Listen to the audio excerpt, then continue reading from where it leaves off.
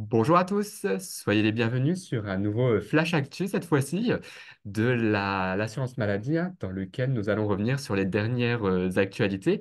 Donc, on souhaite la bienvenue à tous les employeurs qui nous ont déjà rejoints. Et puis, le temps que les derniers participants arrivent, on va peut-être se présenter et puis vous parler un petit peu du sommaire de ce webinaire. Alors, je te laisse peut-être te Oui, présenter. alors moi je suis Caroline Marini, donc chargée de la relation entreprise sur l'assurance maladie de la Moselle. On est donc trois référents, si vous voulez, trois chargés de la relation entreprise sur la CPM de Moselle. Et je suis accompagnée de Donc, Mathieu. Mathieu Kiffer, chargé de la relation entreprise. Et puis, on a une dernière collègue, Océane, qui est dans les chats, hein, qui lit vos commentaires. Donc, n'hésitez pas, hein, si jamais il y a des questions, à passer justement par le petit icône Q&R. Comme ça, elle pourra peut-être y répondre par écrit. Et puis, nous, on essaiera de les prendre oralement pour essayer de vous donner le plus d'informations possible. Au niveau des modalités, Oui, voilà, donc on attend environ 248 inscrits. Donc là, on a déjà 119 participants. En ce qui concerne le support, donc comme vous le savez, hein, à la fin de ce webinaire, vous allez recevoir une petite enquête de satisfaction et vous allez avoir un lien à télécharger et vous aurez donc accès au support. Dans cette enquête, c'est pareil, on vous invite donc à répondre aux petites questions habituelles, hein, si le webinaire vous a plu, mais vous avez une case commentaire. Dans cette case commentaire, n'hésitez pas à nous faire part de vos souhaits en matière de formation ou de webinaire, nous indiquer même vos coordonnées téléphoniques si vous souhaitez qu'on vous rappelle pour un accompagnement. Au niveau des replays, donc nous, on a une chaîne YouTube à la CPM de Moselle. Tous nos webinaires sont disponibles sur cette chaîne YouTube, CPM de Moselle, webinaire employeur, et vous avez accès à tous nos webinaires. Comme ouais. l'a dit Mathieu, il y a le petit icône questions-réponses. Donc, si vous avez des questions, n'hésitez pas à nous les poser. On se prend toujours un temps à l'issue de chaque webinaire pour répondre à toutes vos questions, voire pendant les thèmes même, on y répond tout de suite. Voilà. Et puis le webinaire devrait durer une petite heure dans lequel du coup on va aborder 5 actualités.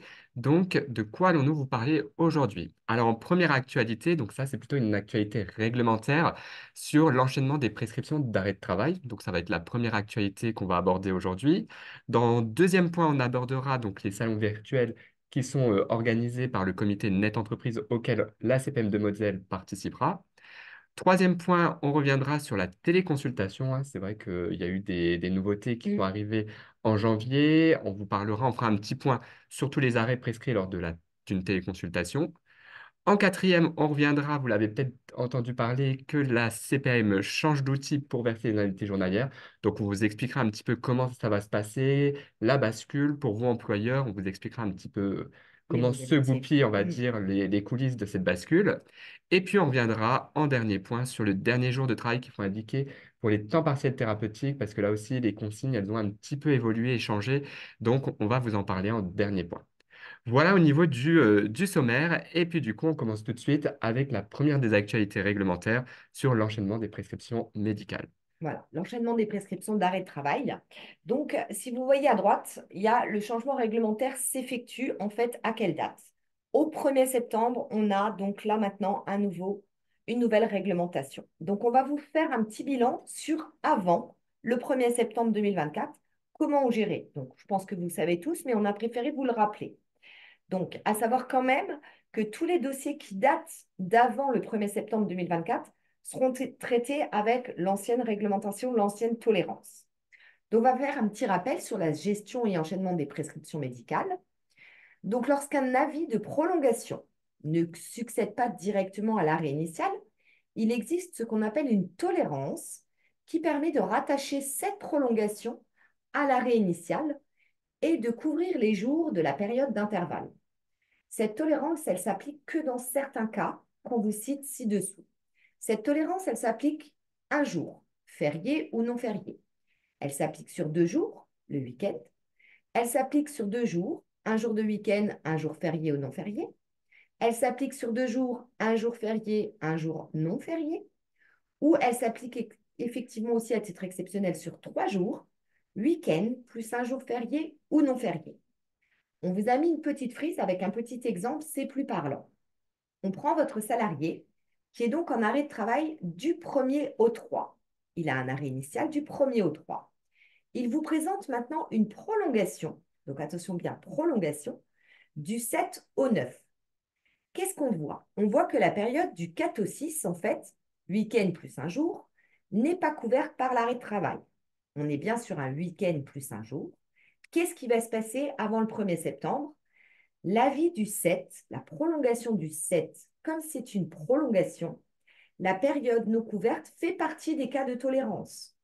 L'assurance maladie va donc rattacher la prolongation à l'arrêt initial et enregistrera un arrêt continu du 1er au 9. Vous serez donc indemnisé du 1er au 9. Voilà comment ça se passait au niveau de tolérance avant le 1er septembre. Maintenant, on va redonner un deuxième exemple. Donc là, attention, comme vous le voyez, on a un arrêt de travail du 1er au 3. Et ensuite, votre salarié, attention, il vous fournit quoi? Un arrêt de travail initial. À savoir que le bulletin d'hospitalisation est considéré comme un avis de travail initial. Donc, on voit que notre période du 4, 5 et 6 n'est pas couverte par l'arrêt de travail, encore une fois. L'avis du 7 n'étant pas une prolongation, elle ne pourra par conséquent pas être attachée à l'arrêt précédent. L'assurance maladie va donc enregistrer un nouvel arrêt d'arrêt de travail à compter du 7 jusqu'au 9. Il conviendra pour vous, employeur, de nous faire une nouvelle attestation de salaire avec un dernier jour de travail à la veille de l'arrêt, soit le 6. Et là, on réappliquera donc un délai de carence. Là, c'est bien parce qu'on est sur un initial et un initial. Ça, c'était avant le 1er septembre, c'est comme ça qu'on faisait. Maintenant, attention nouveauté. Après le 1er septembre, comment vont être traités vos dossiers et l'enchaînement des prescriptions médicales? Donc, l'avis de prolongation sera encore raccroché à l'arrêt initial. Mais attention, les journées non couvertes ne seront pas indemnisées. C'est-à-dire que cette tolérance qui s'appliquait avant ne s'appliquera plus à compter du 1er septembre. On va donc reprendre le même exemple. Arrêt de travail du 1er au 4, prolongation du 7 au 9. La prolongation sera bien rattachée quand même à l'arrêt initial, mais attention, qu'est-ce qui va se passer? Les journées du 5 et 6 seront indemnisées à 0. Vous aurez une indemnité journalière à 0. Par contre, à partir du 7, on reprend l'indemnisation sans carence. Ça, c'était pour les cas inférieurs à 48 heures, hein, les périodes non couvertes de moins de 48 heures.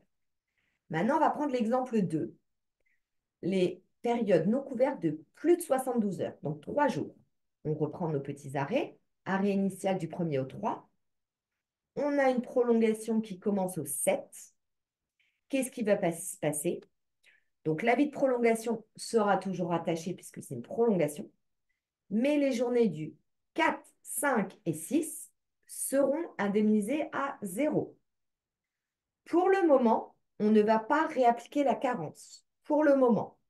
Mais lorsque nos logiciels informatiques, le changement de logiciel de paiement dont on va vous parler tout à l'heure, seront actifs à la CPM de Moselle, il y aura une réapplication de carence dès lors qu'il y a un trou de plus de 72 heures. Donc, pour le moment, pas de carence. Simplement, vous n'aurez pas d'indemnité journalière 4, 5, 6, indemnité à 0. On reprend l'indemnisation à compter du 7 sans carence pour le moment. Mais dès que les logiciels sont en place, il y aura une réapplication du délai de carence. Je rajoute juste peut-être une petite Oui, précision, c'est que si vous pratiquez la subrogation, vous verrez sur les bordereaux de paiement un paiement à 0 €. Mais il n'y aura pas de courrier ni à l'assuré, hein, pour oui. l'informer qu'il n'y aura pas de paiement sur les périodes non couvertes par un arrêt de travail. Et il n'y aura pas non plus de courrier qui partira côté employeur. Donc finalement, vous aurez juste le visuel. Si vous subrogez, vous verrez le paiement à 0 €, mais il n'y a pas de courrier qui parte côté CPM.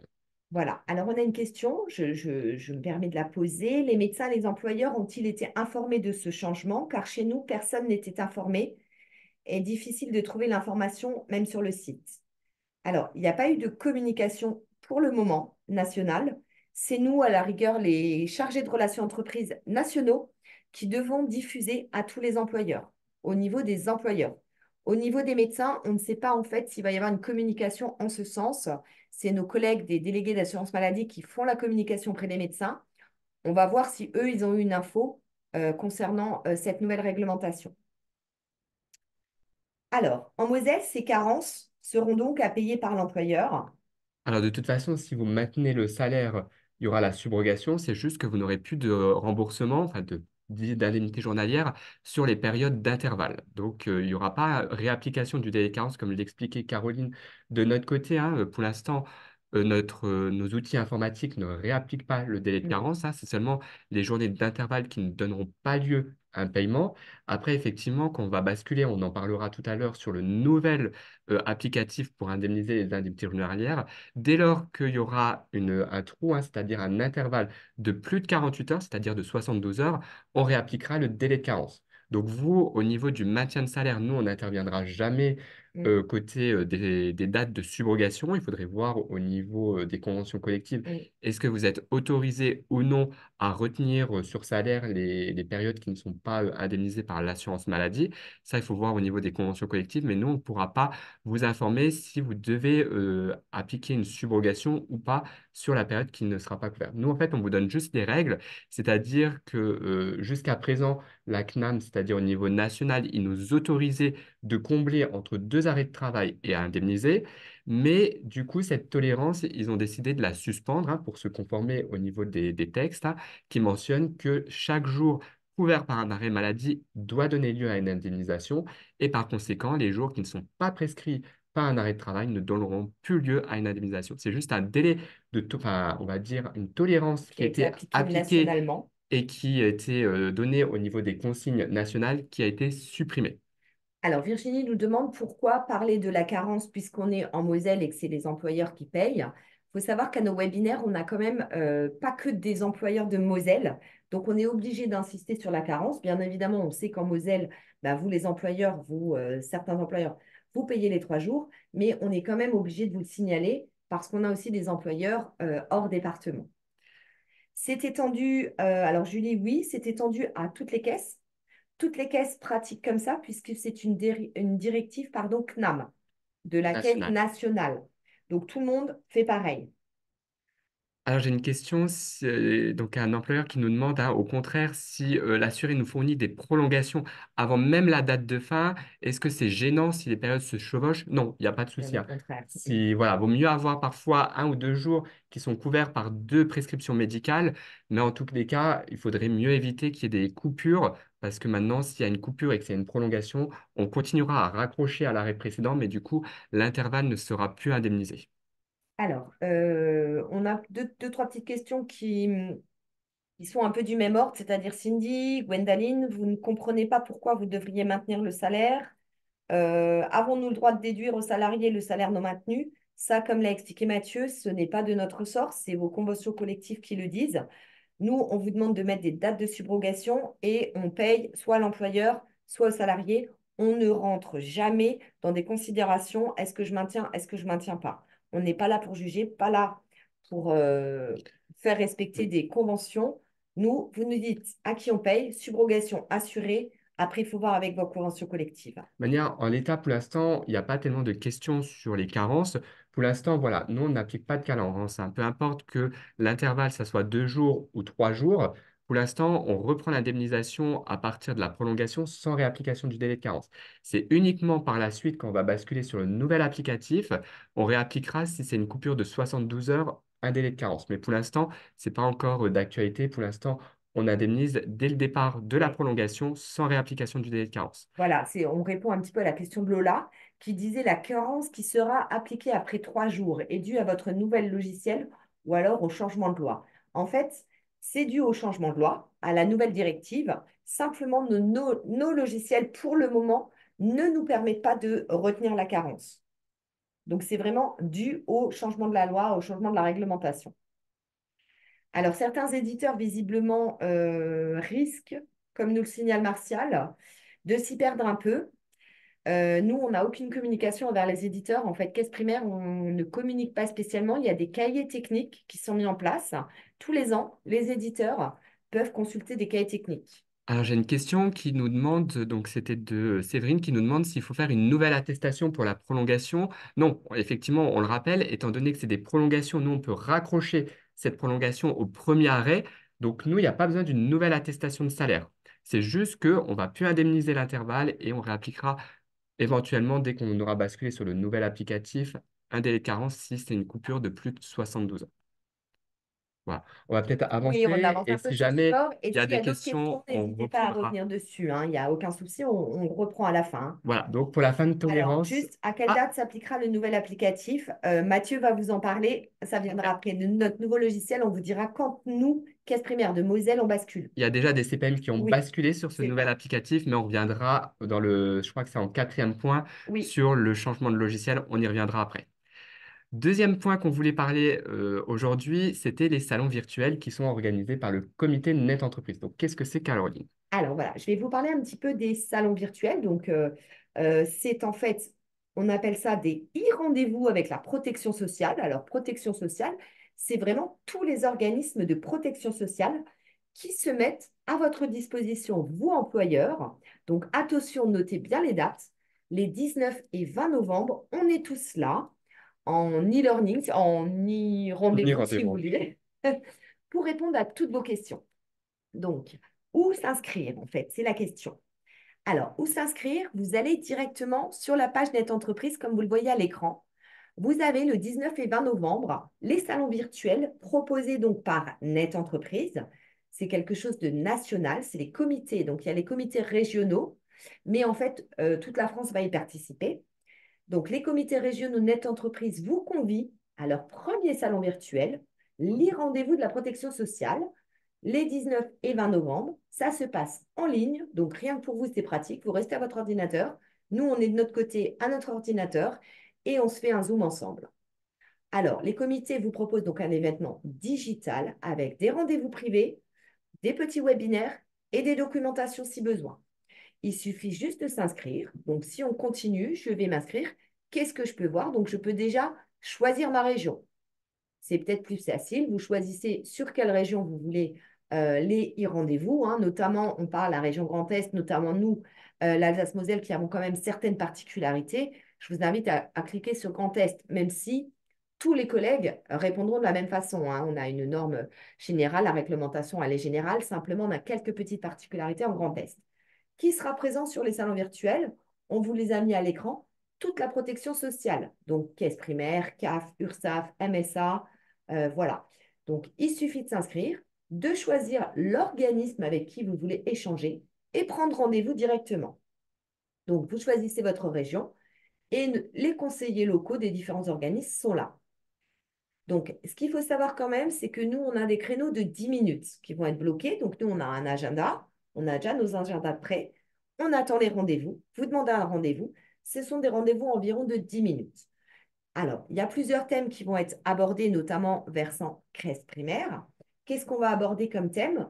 On aborde les attestations de salaire et DSN, les déclarations d'accident de travail en ligne, les indemnités journalières, le compte entreprise, le congé paternité, le temps partiel thérapeutique. Donc, il ne faut pas hésiter à demander un rendez-vous, à s'inscrire à un rendez-vous, à savoir néanmoins que là, on ne traite pas les dossiers des salariés, on répond vraiment à de la législation, réglementation, comment saisir, voilà. Des bonnes pratiques, Les ouais. bonnes pratiques. On ne peut pas interroger le dossier d'un salarié. Si vous vous connectez sur du Grand Est, moi, je n'ai pas accès malheureusement à la caisse primaire de Nancy ou à la caisse primaire de Strasbourg. Je ne pourrais pas consulter les dossiers. Donc là, c'est vraiment des thèmes généraux. On vous renseigne si vous avez des questions et on vous accompagne. Donc n'hésitez pas à vous y inscrire. C'est le 19 et 20 novembre. Voilà pour ce qui était du salon virtuel. Virtuel. Alors, on Alors, enchaîne sur, je crois qu'il n'y avait pas de questions particulières non, sur... pour le salon, on n'a pas de questions. On reprendra les questions après. Alors, s'il y avait là juste une petite question sur le salon virtuel, la dernière, c'était peut-on demander un rendez-vous pour parler des dossiers MP? Alors non, on ne peut pas, comme disait Caroline, parler d'un dossier en particulier. Et si vous avez des questions sur l'instruction d'un dossier MP, on En va dire règle, en voilà. règle générale, on pourra vous donner comment se déroule l'instruction, les délais. vous parler des justificatifs qui sont nécessaires, éventuellement de QR Pro hein, s'il y a des Oui, investigations, mais on ne pourra pas entrer dans un dossier, hein. C'est vraiment une consigne des comités, du comité de voilà. net entreprise. C'était absolument pas pour parler, faire le point sur un dossier sensible ou litigieux. C'était vraiment pour vous donner des questions réglementaires. Donc n'hésitez pas, si jamais vous avez des questions qui concernent l'URSSAF, les CARSAT, la CPM, à vous y inscrire. Comme ça, vous pouvez faire le point avec des conseillers, à vos conseillers même régionaux, parce que Mm. tous les départements et les régions de France sont représentés et tous les organismes sont représentés aussi. Donc n'hésitez pas, si jamais il y a des questions, à demander un rendez-vous en face à face. Vraiment, inscrivez-vous, on vous y invite parce que c'est une première. Mm. Nous, on est vraiment contents qu'il y ait ces salons. Donc, on espère que ça va marcher, que vous, employeurs, vous allez nous solliciter parce que ça va vraiment être un échange entre vous et nous et ça devient tellement rare. Ouais, Inscrivez-vous, c'est un nouveau canal en tout cas voilà. qui, Et voilà, puis on va vraiment, tester. voilà, si on voit qu'il y a beaucoup d'employeurs et que vous êtes très demandeurs, eh ben, on pourra en refaire plus souvent. Et c'est vraiment une façon d'échanger plus Mm. intimement, on va dire, que par un petit appel téléphonique ou par un webinaire. Donc vraiment, inscrivez-vous. Alors, le troisième point qu'on voulait aborder avec vous, c'était les arrêts qui sont prescrits lors des Ouais, téléconsultations, hein. C'est vrai qu'il y en a de plus en plus et que la législation a un petit peu évolué en début d'année. Donc, on voulait un petit peu refaire le point pour que ça soit un petit peu plus clair oui. sur ce que les médecins peuvent faire, ne pas faire, quand c'est que nous on fait des contrôles ou pas. Mm, Voilà, on va un petit peu reprendre ensemble tout ce qu'il y a à savoir sur la téléconsultation. Donc, déjà, première chose à savoir sur les arrêts prescrits en téléconsultation, c'est que avant le 1er janvier, il n'y avait pas vraiment de règles spécifiques. mm, Mais depuis le 1er janvier, hein, il y a eu la loi de financement pour la sécurité sociale de 2024 qui a modifié et qui a un petit peu encadré les arrêts prescrits par téléconsultation. Et depuis le 1er janvier 2024, c'est officiel. Maintenant, la loi limite à 3 jours tous les arrêts qui sont prescrits par téléconsultation. Donc, on vous a mis un petit volet, donc côté assurance maladie, le volet 1, c'est-à-dire que nous, on a l'information. Si c'est un arrêt qui est prescrit en téléconsultation, le médecin doit cocher cette case. Vous, sur le volet 3, vous n'avez pas l'information. Donc, vous, à votre niveau, les arrêts prescrits par téléconsultation, c'est presque transparent, j'ai envie de dire. oui, Nous, on a l'information, vous, employeur, vous ne l'avez pas spécialement. Donc, nous, dès qu'on a cette information que c'est un arrêt prescrit en téléconsultation, ben, il faudra que l'arrêt soit de moins de 3 jours. Il y a seulement 3 exceptions qui dérogent à cette règle des 3 jours. C'est si l'arrêt est prescrit en télémédecine par le médecin traitant de l'assuré. Concrètement, votre salarié, s'il se rend sur un site de télémédecine mm, et que c'est son médecin traitant, là, à ce moment-là, pas de souci. Le médecin, même s'il fait un arrêt par téléconsultation, il pourra prescrire plus de 3 jours parce que c'est le médecin traitant de l'assuré. Donc ça, c'est la première exception. Deuxième exception, c'est si votre salarié ou l'assuré n'a pas la possibilité de voir son médecin traitant en présentiel et qu'il n'a pas la possibilité de rencontrer un autre médecin en présentiel. À ce moment-là, il va rencontrer un médecin par télémédecine, consultant. par téléconsultation. Donc là, il faudra impérativement que si l'arrêt dure plus de 3 jours, le salarié se manifeste et nous mentionne qu'il avait vraiment impossibilité de faire une consultation en présentiel, hein. Les textes sont assez clairs. Voilà, il faut vraiment que l'impossibilité soit dûment justifiée. Donc, c'est la deuxième exception où on pourra accepter un arrêt par téléconsultation à plus de 3 jours. Et la dernière des exceptions, c'est pour les sages-femmes référentes hein, qui peuvent prescrire des arrêts de travail de plus de 3 jours, même en téléconsultation. Et on le rappelle, une sage-femme hein, ne peut que prescrire des arrêts pour les grossesses non pathologiques, hein, c'est-à-dire les arrêts Ah qui ne oui, sont pas en rapport hein, avec les 14 jours. Hein, il faut impérativement qu'elle coche non en rapport, ou éventuellement dans le cas d'une interruption volontaire de grossesse médicamenteuse. C'est les seuls cas où elles sont autorisées à prescrire des arrêts de travail. Donc, les sages-femmes ne sont pas concernées par cette limitation de 3 jours. Donc, ça, c'est vraiment les trois les exceptions qu'il exceptions. faut garder à l'esprit. Au niveau national, la CNAM nous a donné quelques informations complémentaires. Donc là, je voulais quand même faire un petit point sur depuis quand nous, au niveau des CPM, alors c'est du national, on met en place. À savoir que la loi, elle est rentrée en vigueur au Au 1er 1er janvier. janvier. Nous, derrière, au niveau CNAM, ils ont dû faire pas mal de travaux hein, pour pouvoir se conformer à cette nouvelle réglementation qui est entrée en vigueur au 1er janvier. Donc, il a dû falloir revoir les volets d'arrêt de travail hein, pour ajouter une case consultation, Mm, téléconsultation. Ils ont dû mettre à jour tous les logiciels des professionnels de santé pour qu'eux aussi ils aient cette petite coche à mettre si jamais ils font de la télétransmission des arrêts de travail. Et de l'autre côté, un côté des, on va des dire des CPM, du CPAM, schéma. Voilà, on a dû mettre en place nos logiciels pour pouvoir toper justement tous ces Voilà. arrêts de travail dès qu'il y a la coche et qui sont supérieurs à 3 jours, bah, il faut les toper. Donc, il y a eu pas mal de mises à jour côté logiciel, formulaire. Mm. Donc, avant le 18 juillet, il n'y a eu aucun contrôle sur les arrêts par téléconsultation. Par contre, maintenant, depuis le 18 juillet, les logiciels des professionnels de santé ont cette coche. Nous, côté assurance maladie, on a nos logiciels qui sont à jour pour pouvoir toper ces arrêts de travail. Donc, depuis le 18 juillet, tous les arrêts sont du coup topés si jamais c'est un arrêt qui est prescrit par télémédecine et si c'est supérieur à 3 jours. Et suite à, on va dire, cette mise à jour des logiciels pour pouvoir toper ces arrêts, la CNAM a quand même donné deux petites précisions. C'est qu'il y a 2 points qui ne permettent pas d'obtenir non plus des arrêts supérieurs à 3 jours en télémédecine, c'est-à-dire les médecins spécialistes ne font pas partie des exceptions, hein. Ils ne dérogeront pas à la règle. Un médecin, par exemple un gynécologue ou un autre médecin spécialiste qui fait un arrêt de plus de 3 jours par téléconsultation, ben, ça ne sera pas recevable, hein. Les spécialistes ne font pas, ils ne dérogeront pas à la règle.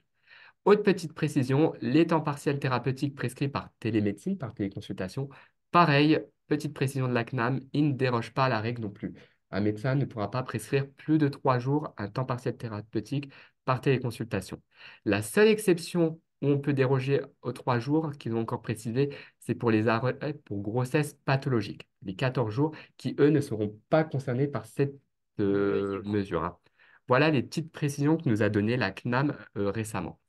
Petit point sur les contrôles côté CPM, donc à savoir que nous, on va réaliser un contrôle, hein, maintenant que nos logiciels peuvent Ça- toper les arrêtés, les consultations de plus de 3 jours. Donc nous, on va les toper et on fera un courrier à l'assuré, à savoir que dès lors qu'on aura un arrêt de plus de 3 jours qui n'est pas prescrit par le médecin traitant ou par une des exceptions qui permet d'avoir un arrêt de plus de 3 jours en téléconsultation, on va devoir faire enregistrer l'arrêt de travail, hein, tout de même, Mm. mais du coup, ça sera indemnisé à 0 €. Et là, on fera un courrier à l'assuré pour l'informer que nous avons eu un arrêt par téléconsultation, mais qui ne correspond pas à la réglementation en vigueur au 1er janvier et que ce n'est pas son médecin traitant. Par conséquent, cet arrêt par télétransmission ne donnera pas lieu à une indemnisation. Et on vous fera un courrier employeur juste pour vous informer. Alors, pas que c'était un arrêté consulté par téléconsultation, on fera simplement une note d'information pour vous dire que sur telle période, il n'y aura pas d'indemnité journalière. Donc, dès lors que nous, on va toper des arrêts de travail, on les enregistrera, mais ils seront payés à 0 € et il y aura un courrier qui partira et à la fois à votre salarié et à la fois à l'employeur s'il y a subrogation. Virginie nous pose une question intéressante. Comment identifier les arrêts en téléconsultation? Est-ce que c'est forcément mentionné sur l'arrêt? Comment identifier les fraudes de moins de 3 jours? Alors attention, vous, comme je disais, hein, la petite coche téléconsultation, vous ne Oui, l'avez pas sur les volets d'arrêt de travail, sur le volet 3, que ce soit en papier ou en dématérialisé. C'est une information qui ne sera pas communiquée sur le volet employeur. Donc pour vous, ça va être un petit peu transparent. ouais, Éventuellement, peut-être malheureusement. avec le cachet du médecin, vous allez peut-être voir que c'est un autre médecin hors du, on va dire, du territoire mosellan qui a prescrit l'arrêt. Donc ça va peut-être vous alerter que c'est peut-être un arrêt par télétransmission, par Téléconsultation. téléconsultation, mais vous n'aurez pas l'information. En fait, Ouais. pour vous, c'est un petit peu transparent. Après, si jamais il y a des suspicions d'une fraude, d'un faux arrêt de travail, ça, n'hésitez pas à nous les signaler au niveau CPM et nous, on fera des investigations derrière. Mais nous, côté assurance maladie, on aura l'information si c'est un arrêt par téléconsultation et on fera l'étude, hein, si c'est un médecin traitant de l'assuré qui a prescrit ou pas. Et si ce n'est pas le cas, on fera du coup un refus, hein, c'est-à-dire qu'on fera un paiement à 0 €. Alors, Cynthia demande, s'il n'y a pas de subro, est-ce qu'on sera prévenu? Normalement, non. Non. Les courriers employeurs se font uniquement en cas de subrogation. Par contre, si effectivement vous avez une prévoyance après, vous demandez à votre salarié ses décomptes d'indemnité journalière, et là, vous verrez qu'il y a du zéro. C'est la seule solution, en fait. Après, à chaque fois que nous, on indemnise une période à 0, Oui, sauf ce qu'on a expliqué en début de webinaire, hein, pour les jours non couverts où il n'y aura pas de courrier. Pour tous les autres cas, il y a un courrier, hein, qui explique pourquoi on n'indemnise pas la période, hein. Ça peut être une sanction, ça peut être bah, du coup le non-respect de la réglementation en téléconsultation, une fin des droits. À chaque fois qu'il y a des paiements à 0 qui partent, on en informe l'assuré. alors Donc, Sandra, lui ouais. aura toujours une notification détaillée avec le motif. Vous pouvez toujours vous rapprocher, hein, si jamais il y a subrogation ou hors subrogation et que vous voyez que sur le bordereau, il y a un paiement à 0 euros, vous pouvez toujours vous rapprocher de votre salarié pour savoir quel est le motif hein, de ce paiement à 0 euros. Alors, Sandra a une petite information qui peut peut-être aider les autres employeurs, donc ça peut être sympa. Sur les arrêts en téléconsultation, elle a déjà vu une signature d'un médecin avec la mention Doctolib bleu. Hmm. C'est pas Forcément de la forcément. téléconsultation, Oui, mais ça peut être de la téléconsultation.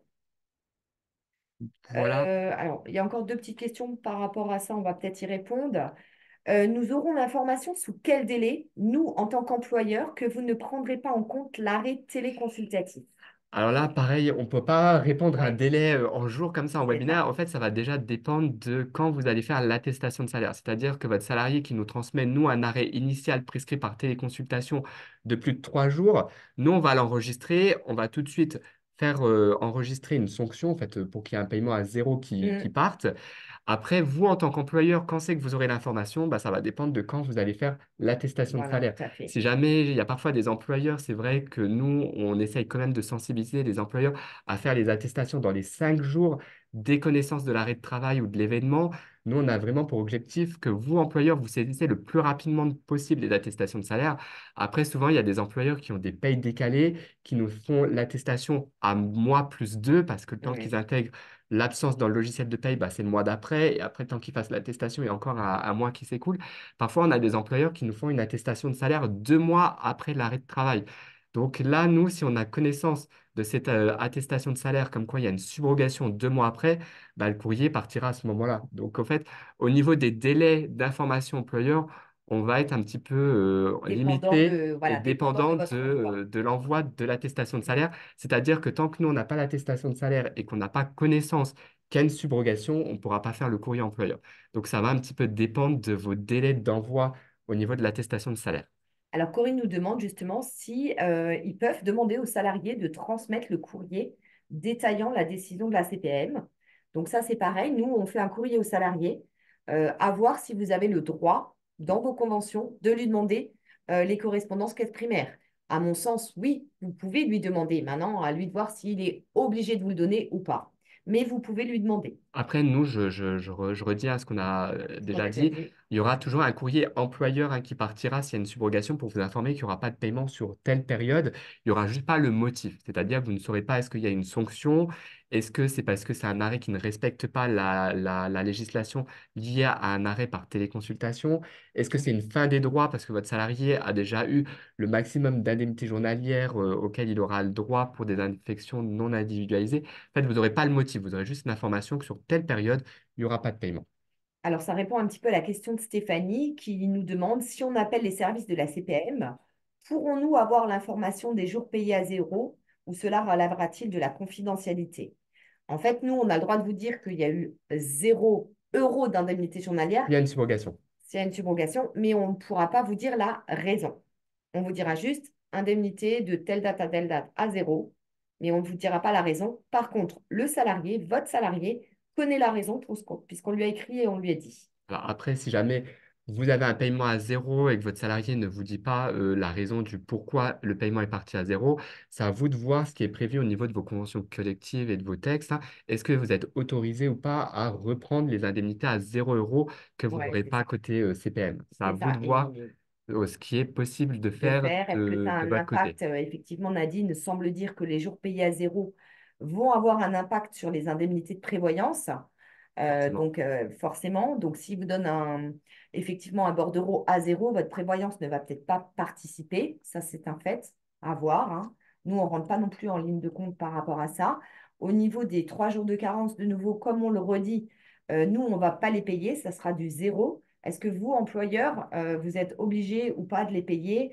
Est-ce que vous êtes obligé sur une téléconsultation supérieure à 3 jours de payer les 3 jours alors que nous, on ne va pas les payer? Nous, on ne rentre pas en ligne de compte, hein. C'est ce qu'on répète à chaque fois. Il faut vraiment voir vos conventions collectives. Si vous avez des doutes, l'inspection du travail peut aussi vous accompagner. Mais nous, caisse primaire, on ne doit jamais rentrer dans ce débat. Alors, j'ai une petite question qui est quand même intéressante, même si ça rentre pas trop dans le sujet, qui nous demande, donc c'était Virginie, petite question, à part en cas de faux arrêt de travail, savez-vous ce que risque le salarié? Alors tout simplement, dès lors, hein, je fais juste un petit peu d'explication. Si jamais vous détectez une fraude, un faux arrêt de travail ou quelque chose qui vous semble un petit peu suspect, il faut impérativement nous faire un mail. Alors c'est vrai qu'on ne l'a pas mis dans le diaporama, mais on pourra le communiquer dans d'autres webinaires. Il faut impérativement nous signaler tout ce que vous voyez de suspect, de fraude, ou dès que vous décelez quelque chose d'anormal, il faut nous le signaler. Nous, côté CPM, on va prendre en charge votre signalement, on va faire des investigations. Et effectivement, si notre service fraude, hein, qui mène des investigations, arrive à prouver qu'il y a eu fraude et que c'est un faux arrêt de travail, et qu'ils arrivent en tout cas à prouver qu'il y a eu, que la fraude est avérée, Mm. à ce moment-là, il y aura une demande de remboursement qui partira à votre salarié. Peu importe qu'il y ait subrogation ou non, ou pas de subrogation, la demande de remboursement partira à l'assuré et il y a une majoration justement pour les frais de dossier, hein. Donc, on va demander la restitution des indemnités journalières qui ont été versées avec une majoration. Voilà ce que risque votre salarié. Ouais. Laura nous demande encore, enfin nous signale, ne serait-ce pas plus simple de demander aux médecins, donc qui sortent des exceptions, de ne pas prescrire des arrêts de travail supérieurs à 3 jours en téléconsultation pour éviter les sanctions? Alors, normalement, ils ont la règle, hein, ils connaissent Et il la faut qu'ils règle. savent un petit peu, qu'ils sortent, hein, parce que comme on vous a dit, il y a des délégués d'assurance maladie qui consultent, enfin qui vont voir les médecins régulièrement pour les tenir informés des dernières réglementations. Normalement, les médecins le savent. Voilà, normalement, la législation, elle est sortie, hein, elle est parue Oui, officiellement, hein, donc elle est sortie, elle est rentrée en vigueur au 1er janvier 2024. Normalement, les médecins ont eu l'information également et en théorie ne devraient pas prescrire plus de 3 jours, sauf s'ils rentrent dans une des exceptions qui voilà. sont le médecin traitant du patient qu'ils rencontrent, mais en théorie, ils n'ont pas à prescrire plus de 3 jours. Voilà, dernière question dessus. Lors d'une saisie de l'arrêt en DSN, il y a maintien de salaire, mais comment l'employeur peut réagir lorsque le salarié dépasse les 3 jours? Bah, en fait, effectivement, vous n'allez pas savoir que c'est de la téléconsultation. Vous allez faire votre signalement d'arrêt de DSN. Vous maintenez le salaire. Effectivement, vous allez le payer, on va dire 4 jours, 5 jours, alors que c'est de la téléconsultation et qu'il n'y a pas le droit. Ben, Nous, en fait, on va payer à 0 € parce que du voilà. coup, on lui aura fait un courrier. Courrier, à On vous aura, aussi. voilà, on aura l'information qu'il y a une subrogation. Donc, on vous fera un courrier pour vous informer qu'il n'y aura pas de paiement. Et après, comme on le disait, hein, c'est à vous de voir ce qui est possible de faire ou non. Est-ce qu'une Voilà. régularisation, vous êtes autorisé à reprendre les indemnités journalières maintenues parce qu'il n'y aura pas de paiement côté CM. C'est à vous de voir en fait ce qui est possible ou non à faire côté régularisation au niveau des conventions collectives pour des indemnités journalières ou pour des arrêts de travail qui ne seront pas indemnisés. On va essayer d'avancer un petit peu dans le support et on Oui, reprendra les questions. bien sûr, Mathieu. Alors, autre gros point sur lequel on voulait un petit peu s'attarder, c'est qu'au niveau CPM, on va changer d'outil pour le versement des indemnités journalières. Donc, c'est des gros travaux qui vont s'étendre actuellement, hein, qui sont déjà en cours et qui vont s'étendre sur l'année 2025. Donc, on vous en dit un petit peu plus tout de suite. Alors, vous avez déjà eu l'information sur Net Entreprise, hein, qu'actuellement, il y a déjà des CPM, hein, on vous les a mis ici. C'est les CPM donc des caisses de la Loire-Atlantique et de la Vendée qui ont changé. Eux ont déjà basculé sur le nouvel applicatif, mais à savoir que toutes les CPM, en fonction des régions, il y aura plusieurs vagues pour basculer de l'ancien logiciel qui sert actuellement au versement vers le nouveau logiciel. Alors les vagues, comme je l'ai mis, hein, vont s'étendre depuis octobre 2024 et vont s'étendre jusqu'à 2025, à savoir que, au fait, tous les salariés qui dépendent du régime général, hein, les salariés, les assurés salariés et les assurés qui sont demandeurs d'emploi vont basculer sur ce nouveau logiciel, à savoir que ce nouvel logiciel est déjà actuellement utilisé par le public des travailleurs indépendants, hein. C'est déjà ce qu'on utilise depuis plusieurs années pour indemniser les TI, hein, ce que nous on appelle les TI. Et récemment, il y a aussi les PAMS, hein, les praticiens et auxiliaires médicaux conventionnés, qui ont basculé récemment sur ce nouveau logiciel. Maintenant que ces deux publics ont basculé, hein, donc les TI, ça fait déjà quand même plusieurs Des années. années, oui, tout à fait. Les PAM, ça doit faire une petite année, hein, je crois qu'ils ont Mm. basculé sur ce nouveau logiciel. Maintenant, on s'attaque, hein, au plus gros morceau, hein, c'est-à-dire aux salariés et Du aux régime demandeurs général. d'emploi, Voilà. voilà, du régime général, hein. Donc, c'est vraiment des gros, gros travaux au niveau national qui sont en cours. Et pour pas que toutes les CPM basculent au même moment, la CNAM a décidé de faire la bascule de région par région en plusieurs vagues. Alors, pourquoi changer d'applicatif, hein? Bah, c'est tout simplement que l'applicatif qu'on a actuel n'est plus, devient un petit peu obsolète, hein. C'est vrai que ça Mm. fait des décennies et des décennies qu'on utilise ce même outil, hein. Il est un petit peu vieux. Et ce nouvel applicatif est beaucoup plus performant, hein, on l'a vu pour les TI et les PAMS. Ça permet de fiabiliser le traitement des indemnités Mm. journalières et surtout, ce qui tient à cœur, hein, au niveau des CPM, c'est que ça a permis de réduire le délai de traitement des attestations de salaire, hein, de vos attestations de salaire. Donc vraiment, dans un souci de fiabiliser les données et d'accélérer le délai de paiement, bah, du coup, c'est ce nouvel outil, hein, qui a été retenu pour tous les publics, hein, aussi bien C'est ça. TI, PAMS et maintenant pour les salariés. Parce qu'en fait, c'était un petit peu embêtant. On avait un applicatif pour les travailleurs indépendants et les auxiliaires médicaux et les praticiens. Donc, on utilisait un logiciel, Arpège. Et pour les salariés demandeurs d'emploi ou salariés régime général, on avait un autre applicatif. Donc, c'est sûr que basculer sur deux applicatifs, c'est pas évident. Ça crée des erreurs. Maintenant, on harmonise, on utilise un seul applicatif. Ça sera donc, on va vous donner son nom quand même, Parfait. Arpège.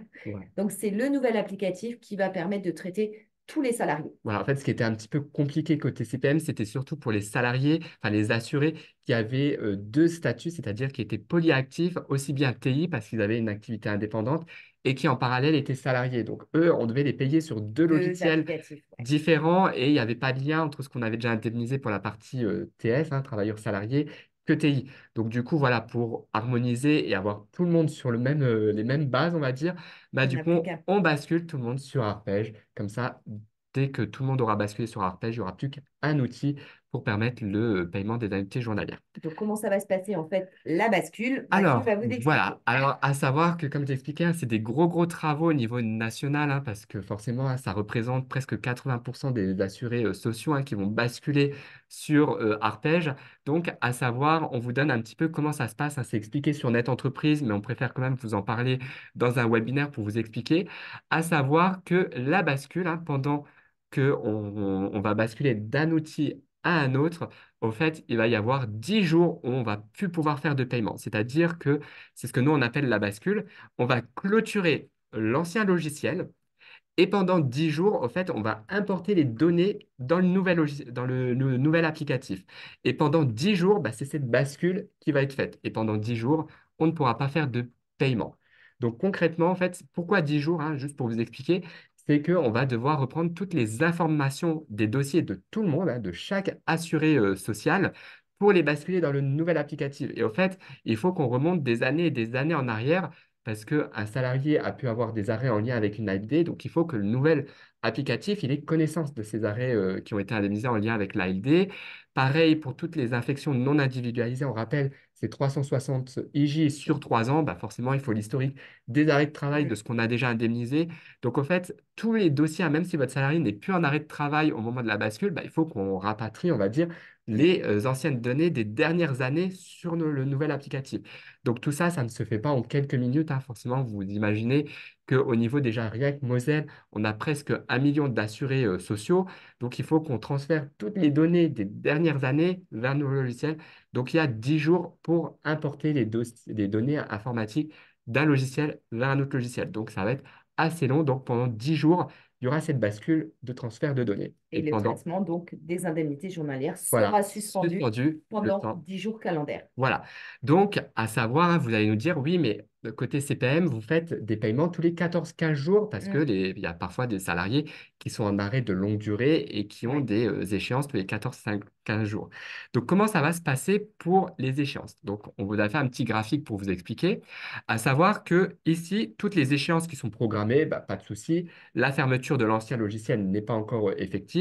Donc, les échéances qui tombent sur la pré-bascule, pas de souci, elles seront payées dans l'ancien logiciel. Tac, je reviens juste ici. Toutes les échéances qui sont programmées, par contre, pendant la bascule, c'est-à-dire tous les assurés qui étaient censés avoir un paiement sur ces 10 jours, comment ça va se passer?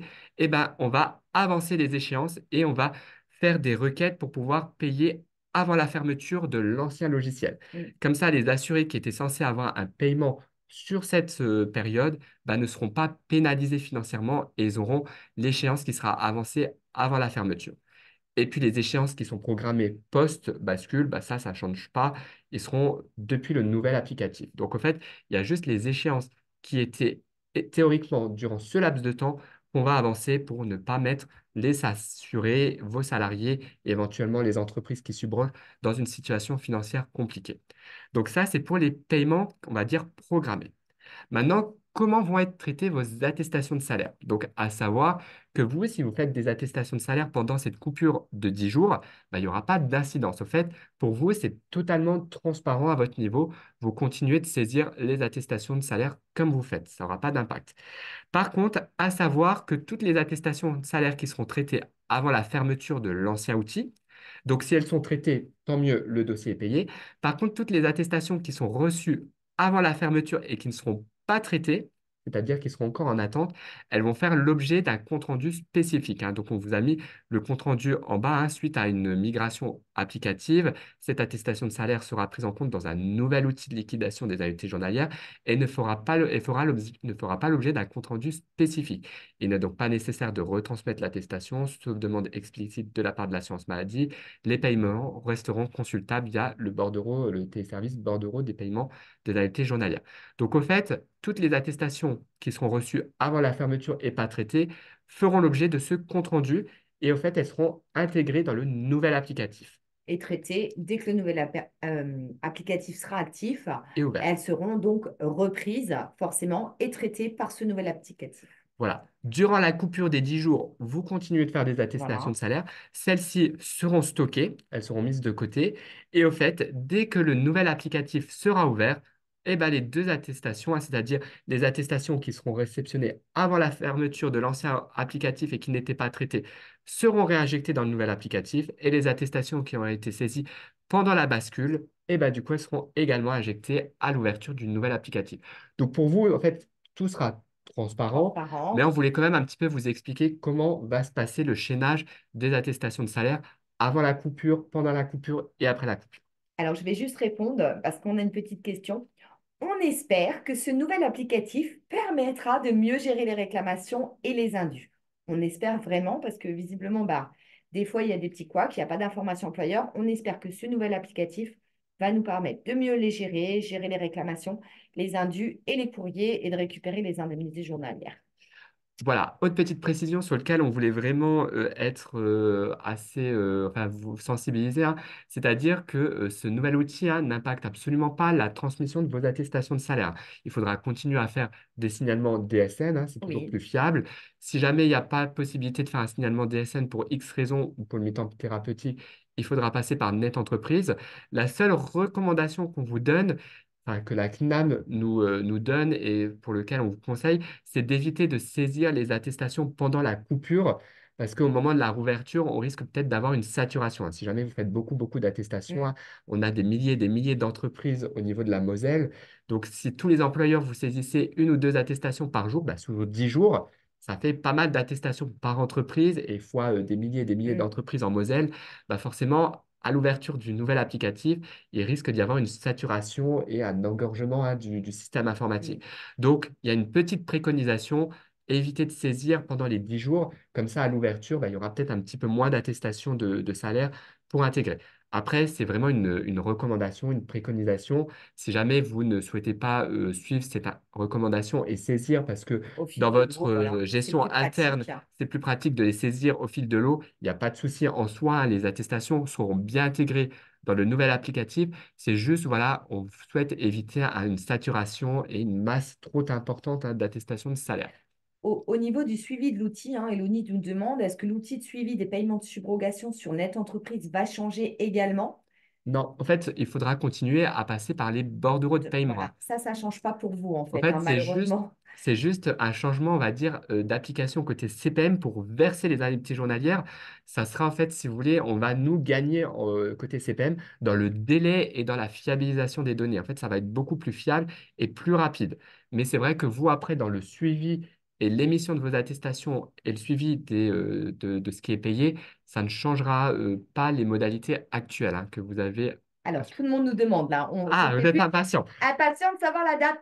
Alors, Voilà. actuellement, donc, il y a déjà des CPM qui ont basculé à la Loire-Atlantique et la Vendée, qui ont déjà basculé sur ce nouvel applicatif. Il y aura d'autres CPM. Alors, je ne connais pas le calendrier de toutes les CPM. Pour la Moselle, nous, cette bascule se fera courant avril 2025. Donc de toute façon, on reviendra en début d'année prochaine pour vous donner les dates exactes et plus d'informations. Mais on voulait déjà vous en parler parce que l'information est déjà sortie sur Net Entreprise. Oui. Vous avez déjà eu l'explication, hein, il y a déjà tout ce qui est expliqué sur Net Entreprise. Et on voulait quand même un petit peu vous expliquer ce que va devenir les échéances et les paiements pendant la Mm. fermeture, les attestations de salaire, comment ça va se passer avant, après. Voilà, on voulait quand même un petit peu vous Alors, expliquer. pour chez nous, CPM de Moselle, hein, ce qu'il faut retenir, c'est que ça va se faire courant avril. Normalement, à ce qu'on a, mais les dates peuvent changer, c'est pour ça qu'on n'aime pas trop communiquer. On nous a parlé de quelques dates. On nous a dit que courant avril pendant 10 jours, donc on ne pourra plus rien faire. Par contre, au 28 avril, on est censé avoir le nouvel applicatif, sous Voilà. toute réserve de modification. C'est pour ça qu'on ne fiche pas les dates. Courant avril, retenez bien, courant avril, CPM de Moselle, pendant 10 jours, plus Voilà. d'attest. Et vers le 28 avril, nouveau logiciel en place. Voilà. Du coup, ce que je voulais aussi rajouter, hein, c'est que comme on va couper les services, les paiements pendant 10 jours, bah, vous, en parallèle, côté employeur, au niveau de bordereau des paiements sur notre entreprise, bah, il n'y aura plus rien pendant 10 Oui, jours, vous hein. n'allez Comme plus on ne y fait plus avoir. de paiement, il n'y aura pas de bordereau de paiement qui vont sortir, hein, côté, ne soyez pas inquiets si jamais vous voyez que vous faites des attestations de salaire et qu'il n'y a pas de paiement dans l'immédiat ou pas de En bordereau de avril, paiement. quoi. En fait, c'est Mm. normal, c'est qu'il n'y a pas de paiement côté CPM pendant 10 jours et comme il n'y a pas de paiement, il n'y aura pas de bordereau de Par contre, paiement non plus. dès qu'on a plus d'infos, bien évidemment, on communiquera avec vous, hein. Dès qu'on a des infos plus claires, plus précises, là, on a vraiment voulu déjà vous donner toutes les infos qu'on avait.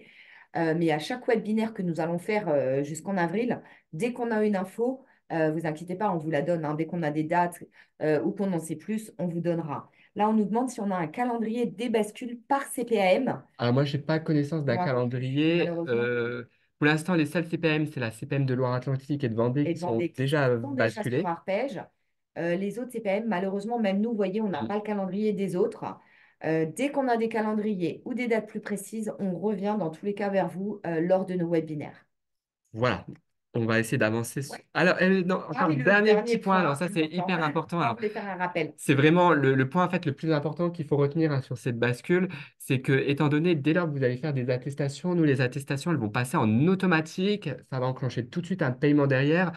Au niveau des délais, bah, les délais seront réduits. Par contre, là, vraiment, la seule chose sur laquelle on voulait vraiment attirer votre attention, c'est sur le RIB de la société en cas de subrogation. Oui, Parce qu'actuellement, on a beaucoup d'entreprises qui ont plusieurs RIB. C'est-à-dire que pour un même établissement, on reçoit plusieurs attestations pour plusieurs salariés et on a des RIB différents d'une attestation à une autre. Alors, jusqu'à présent, ce n'était pas embêtant. Nous, on a un RIB par entreprise. Donc, si l'attestation c'était le bon RIB, on pouvait payer et parfois on pouvait forcer le paiement, ne pas mettre à jour les coordonnées bancaires. Avec ce nouvel outil, en fait, si vous voulez, comme tout va se faire de façon automatique, automatique. au fait, il faudra impérativement déjà se mettre d'accord déjà de votre côté en interne, à savoir que nous, côté assurance maladie, hein, ça ne change pas de ce qu'on a actuellement, on ne peut que enregistrer un RIB Arrive par par Siret. SIRET. Donc, les entreprises qui ont des problématiques de, on a tel salarié qui dépend de tel budget en fonction de son statut, Mm. là, on a un autre salarié qui dépend d'un autre budget parce que c'est pas le même contrat. Ben, en fait, tout ça, nous, on ne peut pas en tenir compte déjà actuellement, mais en fait, ça sera d'autant plus vrai avec avec ce nouvel applicatif. C'est-à-dire que nous, on ne peut qu'enregistrer un RIB par SIRET. Et dès lors qu'il y aura plusieurs attestations qui vont arriver avec des RIB différents, ben, en fait, ça va planter le système et il y aura des paiements pour personne. Actuellement, on peut forcer le Mm. paiement.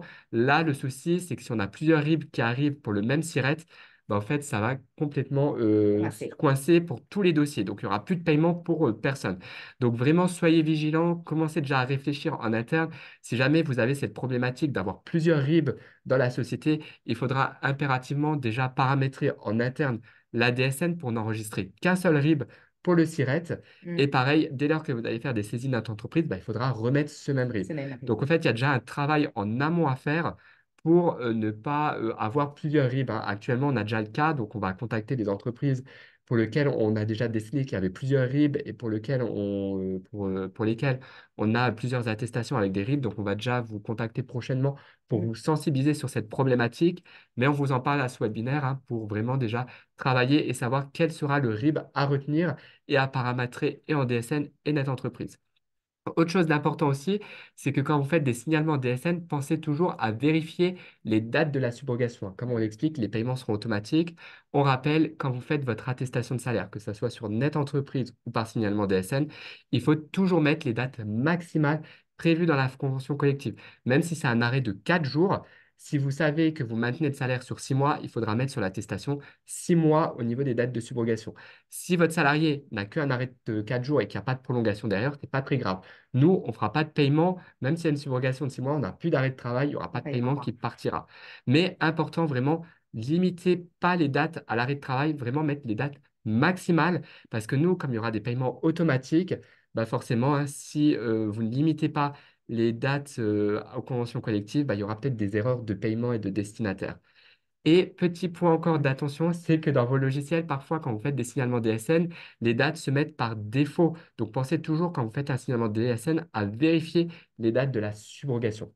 Oui, voilà. Ce qu'on a pu constater, certains de nos employeurs nous ont dit, mais quand je fais mon signalement DSN, en fait, je rentre mon arrêt et en fait, les dates de subro se mettent comme l'arrêt. Donc, si vous êtes dans ce cas-là, votre logiciel de paye, en fait, il prend les dates d'arrêt.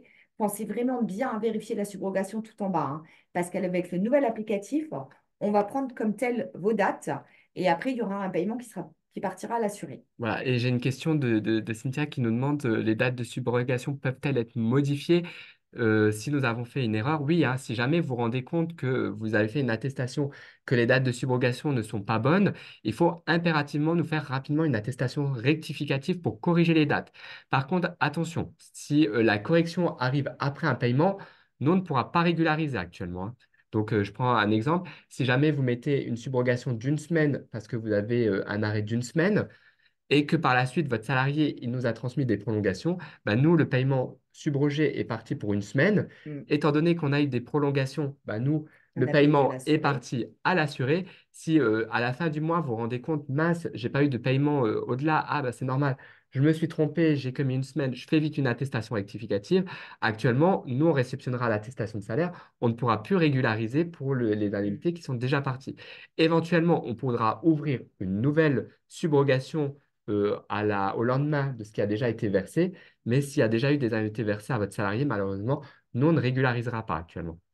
Donc, Voilà. On va, c'est toujours possible de faire des attestations rectificatives pour corriger une date, mais pensez à le faire le plus rapidement possible parce que si le paiement est déjà parti au mauvais destinataire, on ne pourra pas régulariser. Alors, juste encore une dernière question, Virginie. Comment faire pour les dates de subro quand il y a une reprise anticipée? Donc, on va vous rappeler également que la reprise anticipée, c'est un événement qu'il faut nous signaler, aussi bien en signalement DSN de reprise de travail ou sur Net Entreprise, il faut absolument nous faire une attestation de reprise anticipée. Dans les deux formats, DSN ou NetE, il faut nous le dire. Dès lors que vous allez nous signaler une reprise anticipée, nous, forcément, on va l'enregistrer. Si des IJ des indemnités journalières ont été versées après la date de reprise, on va faire un indu à l'assuré ou à l'employeur. Mais il faut dans tous les cas nous le signaler. Donc, vous mettez toujours le maximum de subrogation de votre convention collective. S'il y a reprise de travail anticipée, pensez à nous le signaler et nous, on procédera aux indus. Voilà, on va avancer et puis on va aborder le dernier point parce qu'il y a eu beaucoup de changements hein, sur les consignes sur le dernier jour de travail pour un temps partiel thérapeutique. Donc, on va reprendre la dernière partie avec toi, Caroline, sur les consignes du dernier jour de Oui. travail pour le temps partiel thérapeutique. Alors, les nouvelles consignes. Alors là, on sait que les employeurs adorent le mi-temps thérapeutique. Nous aussi d'ailleurs, hein, on va vous l'avouer. C'est toujours très complexe quand on a des salariés qui font du temps plein, du mi-temps, du temps plein. C'est toujours très compliqué. Surtout au niveau du dernier jour de travail à indiquer.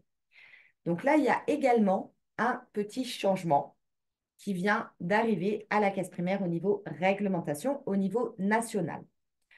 Le dernier jour de travail à indiquer concernant les temps partiels thérapeutiques va dépendre du cas rencontré par votre salarié. Attention, c'est déjà la nouveauté. Il va falloir se positionner. Dans quel cas est votre salarié? Voici les deux cas qu'il va falloir distinguer. Le temps partiel s'inscrit dans la continuité d'un arrêt temps plein. Ou alors, le deuxième cas, le temps partiel qui est entrecoupé par un arrêt à temps complet. Donc, quand vous avez un dernier jour de travail à indiquer, il va falloir déjà savoir dans quel cas vous êtes. On va vous mettre des exemples. Les exemples sont très parlants. Je vais prendre le premier exemple. Le premier exemple, c'était le cas quoi? Le cas où le temps partiel s'inscrit dans la continuité d'un arrêt temps plein. Ça, c'est celui qu'on adore. Il est tout simple. On a notre salarié. qui a donc un arrêt maladie temps plein du 3 octobre au 9 octobre. On va donc déjà faire une attestation de salaire temps plein. Dernier jour de travail le 2 octobre. Ça, c'est tout simple, on est sur du temps plein. Maintenant, votre salarié, à l'issue de son arrêt temps plein, il vous présente un arrêt mi-temps thérapeutique du 10 octobre au 16. On a notre mi-temps thérapeutique, donc là, il va falloir faire une attestation de salaire.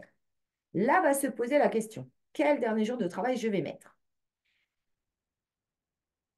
Donc, on reprend notre attestation temps partiel, on va bien indiquer la perte mi-temps du 10 au 16, et le dernier jour de travail, qu'est-ce que ça va être? Ça va être le même que l'arrêt temps plein, le 2 octobre. À l'issue du temps partiel, votre salarié, il rebascule en arrêt temps plein. Donc, arrêt temps plein du 17 octobre au 23 octobre. Qu'est-ce qu'on se dit? On se dit, ben, je suis dans le cas 1, il s'inscrit dans la continuité. Qu'est-ce que je dois mettre comme dernier jour de travail? Donc là, j'ai ma troisième attestation de salaire temps plein à faire. Je dois indiquer un dernier jour de travail, veille de l'arrêt, le 16 octobre. Et ensuite, à l'issue encore du temps plein, votre salarié refait du mi-temps thérapeutique du 24 octobre au 31 octobre. Donc là, qu'est-ce que je fais? Il coupe, il est dans la continuité du temps plein. Je prends mon attestation temps partiel, je la fais, j'indique ma perte du 24 au 31. Le dernier jour de travail à indiquer, ça va être quoi? Ça va être le 16 octobre. Là, on est bien dans un temps partiel qui s'inscrit dans la continuité d'un arrêt temps plein. Donc ça, c'était pour le premier exemple. En fait, le mi-temps s'inscrit à la suite d'un temps plein. On prend le DJT du temps plein. Voilà. Maintenant, on va voir le deuxième cas et c'est là où les consignes, elles vont Ouais, changer. c'est ça la nouveauté en fait, hein, Voilà, Mathieu. c'est ça. Donc, c'est le temps partiel qui est entrecoupé par un arrêt temps plein. Donc, ça arrive assez régulièrement en entreprise. Votre salarié était en arrêt en temps partiel thérapeutique et pendant son temps partiel thérapeutique, bah, finalement, il retombe malade et il a un arrêt temps plein. Et bah, là, le dernier jour de travail indiqué, ça ne sera pas forcément ce que vous faisiez jusqu'à présent. Alors, on va refaire un petit exemple. Donc, je reprends un petit exemple là, qu'on nous avait présenté, donc que la CNAM nous avait présenté pour ces nouvelles consignes. Donc, votre salarié, on prend un petit peu l'exemple d'avant, votre salarié, il se casse la jambe et suite à cette blessure, il est en arrêt de travail temps plein du 3 jusqu'au 9 octobre. Finalement, à l'issue de cet arrêt de temps plein, déjà, première chose que vous allez faire, une attestation de salaire. Comme c'est du temps plein, voilà, pas de souci, le dernier jour de travail, c'est à la veille, c'est au 2 octobre. À l'issue de cet arrêt temps plein, votre salarié peut à nouveau marcher à peu près. Il décide de reprendre le travail de façon thérapeutique, hein, un petit peu à mi-temps. Et finalement, il a un mi-temps thérapeutique qui est prescrit du 10 jusqu'au 31 octobre. Donc là, en théorie, le dernier jour de travail indiqué, étant donné que le temps partiel s'inscrit dans la continuité du temps plein, on prendra le 2 octobre. Sauf que pendant cet arrêt de travail à temps partiel thérapeutique, il a une grippe. On est d'accord que le mi-temps est prescrit suite à sa blessure de sa jambe cassée. Mais pendant ce mi-temps thérapeutique, il a un arrêt temps plein qui arrive pour une grippe, par exemple, du 17 jusqu'au 23. Donc là, pour le premier temps partiel thérapeutique du 10 jusqu'au 16, vous allez faire une attestation avec la perte du 10 au 16.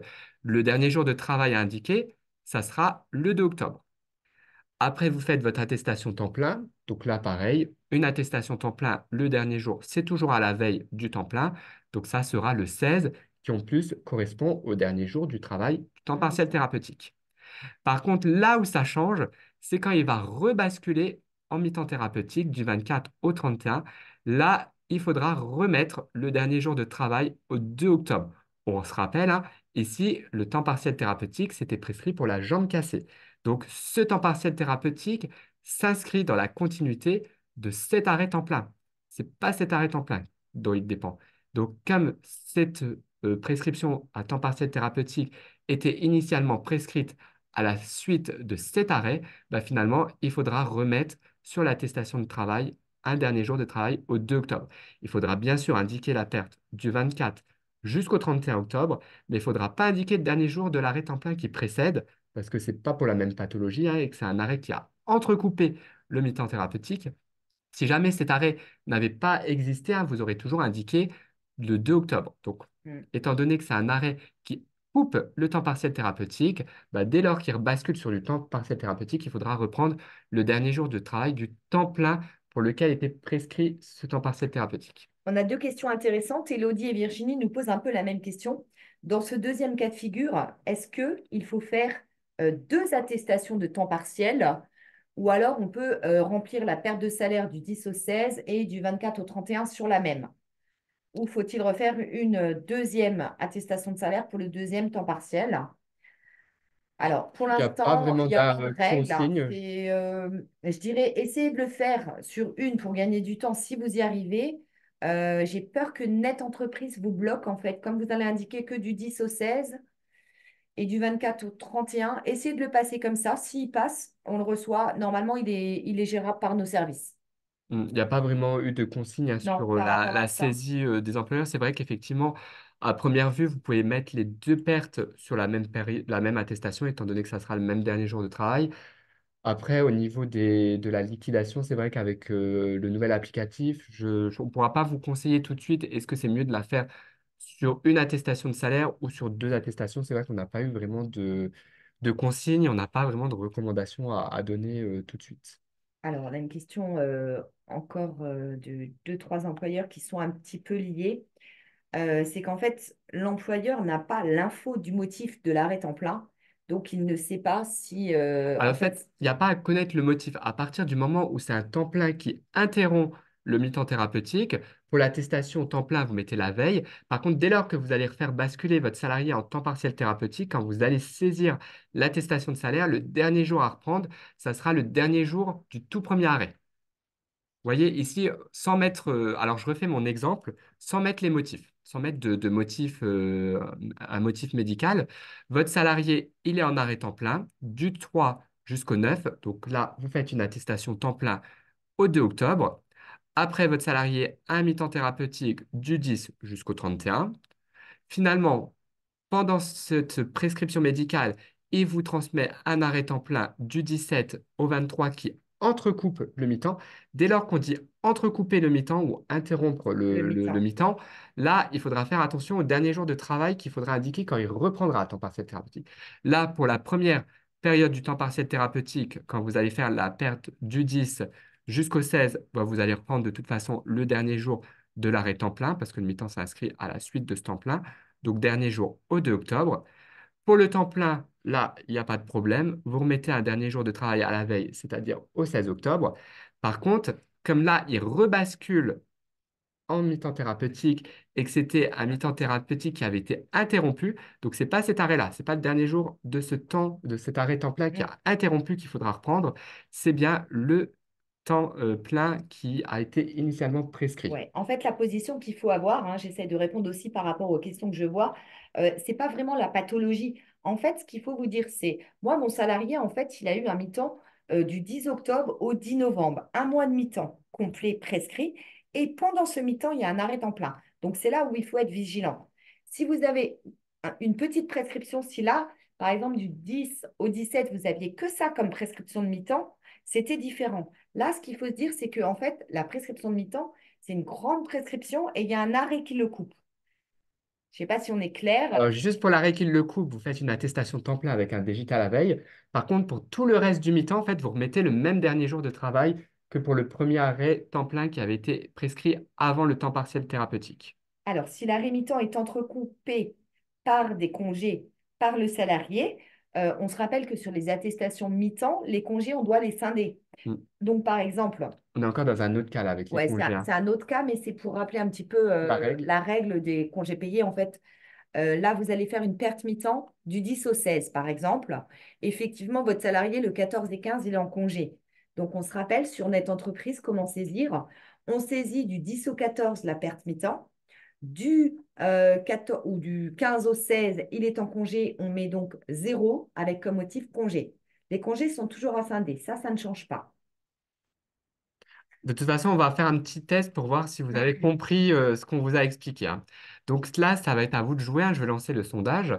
Donc après une chute, votre salarié s'est cassé la jambe et se voit prescrire un arrêt temps plein du 1er septembre jusqu'au 30 septembre. À l'issue de septembre, il reprend à temps partiel thérapeutique du 1er octobre jusqu'au 30 novembre. Mais finalement, pendant ce temps partiel thérapeutique, votre salarié attrape une grippe qui nécessite un arrêt à temps complet du 14 au 27. Donc, il sera finalement en mi-temps thérapeutique du 1er octobre jusqu'au 13. Après, il va basculer en arrêt temps plein pour sa grippe du 14 jusqu'au 27 octobre et il va reprendre à temps partiel thérapeutique du 28. Quels sont les derniers jours de travail que vous allez indiquer sur l'attestation pour le temps partiel du 1er au 13 et quels derniers jours de travail vous allez indiquer pour l'attestation pour le temps partiel thérapeutique du 28 jusqu'au 31. Alors, je vous lance le sondage. Alors, juste pour vous aider un tout petit peu, donc là, rappelez-vous, on vous a dit de vous positionner dans quel cas je suis. Donc là, on serait bien dans le cas 2, puisqu'à l'origine, il a un arrêt temps partiel du 1er novembre au 30 novembre. Donc, cas 2, cas numéro 2, qu'est-ce qui se passe? Attention, le dernier jour de travail va être différent, puisque en plein milieu d'une prescription mi-temps thérapeutique, j'ai un arrêt temps complet qui arrive. Donc, on va encore vous laisser un petit peu le temps de répondre, hein. C'est vraiment pour voir si on a été assez Assez clair. clair, Et on rappelle, hein, cette règle, c'est pas juste pour la CPM de Moselle, hein, c'est c'est national. national, hein, c'est pour toutes les CPM, hein. C'était des consignes qui ont été rappelées en septembre, hein. Il y a eu des changements au niveau réglementaire. La CNAM a vraiment refait un point sur les derniers jours de travail à indiquer en temps partiel thérapeutique. Et c'est pour ça qu'on refait le point aujourd'hui, parce qu'il y a vraiment une distinction à avoir. Est-ce que le temps partiel s'inscrit après un mi-temps et en fait, tout se prescrit les uns à la suite des autres? Ou est-ce qu'il y Il y a a des des coupures? coupures. En fait, En quand il fait, y a c'est des ça. coupures, c'est plus Ça compliqué. change, en fait. Voilà, donc on va Attendez peut-être un petit peu. plus. Pendant ce temps, je peux juste regarder deux, trois petites questions. Alors, Séverine nous dit, le cas où le mi-temps thérapeutique ne fait pas suite à un arrêt de temps complet. Quel est le dernier jour de travail chaque mois? Alors, effectivement, vous allez avoir un salarié qui, au 1er septembre, vous présente tout de suite un mi-temps thérapeutique. Donc là, on est d'accord, le dernier jour de travail à indiquer, ça va forcément être le 31 août, La veille, hein, de la la veille prescription. de la prescription. Simplement, il faut être vigilant sur Net Entreprise. Vous avez deux attestations de salaire temps partiel thérapeutique proposées, une avec un arrêt temps complet précédent ou une sans arrêt temps complet précédent. Il faut bien choisir la bonne. S'il n'y a pas eu d'arrêt temps complet avant, il faut la cliquer sur Net Entreprise. Voilà. Je vais mettre fin au Au sondage, sondage, hein. comme Donc, ça on voit un petit peu. je vais vous partager un petit peu les réponses, hein, de ce que vous avez répondu, hein. Donc, pour la première question, il y a 93% qui ont répondu qu'il fallait mettre le 31 août. Et pour la deuxième question, on a 85% qui ont aussi répondu qu'il fallait mettre le 31 août. Donc, Et on va on regarder a, la réponse. voilà, on va vous donner les On va vous réponses. donner les Alors réponses. effectivement, hein, c'était bien le 31 août qu'il fallait indiquer pour les deux Très bien. attestations, hein. On va vous donner les résultats. C'est bien. Donc voilà, il y a quand même. 97 et 85%, bah ça me paraît clair. N'hésitez pas à nous le dire si l'explication qu'on vous a donnée, n'hésitez pas à nous le dire si ça vous paraît clair, parce que visiblement, vos réponses, elles sont bonnes. Voilà, je reprends juste l'exemple. Donc, on reprend le cas, votre salarié a un arrêt de temps plein du 1er au 30 septembre. Dernier jour de travail quand vous faites l'attestation temps plein, le 31 août. Après, il bascule, donc le mi-temps s'inscrit dans la continuité du temps plein. Il bascule en temps partiel thérapeutique du 1er octobre jusqu'au 30 novembre. Donc là, en théorie, le dernier jour pour tout ce mi-temps thérapeutique, ça va être le 31 août. Sauf que, malheureusement, il attrape une grippe qui interrompt le temps partiel thérapeutique du 14 au 27. Donc, dès lors que vous allez faire la première attestation pour le temps partiel thérapeutique, vous allez mettre la perte donc, du 1er octobre jusqu'au 13 octobre, donc la première période du temps partiel thérapeutique. Vous allez remettre un dernier jour au Au 31 31 août. août. Après, vous allez faire votre attestation temps plein pour la grippe, donc du 14 Au au 27. 27. Donc là, vous allez mettre un dernier jour à la veille, hein, comme c'est du temps plein, vous mettez la veille, donc ça va être le 13.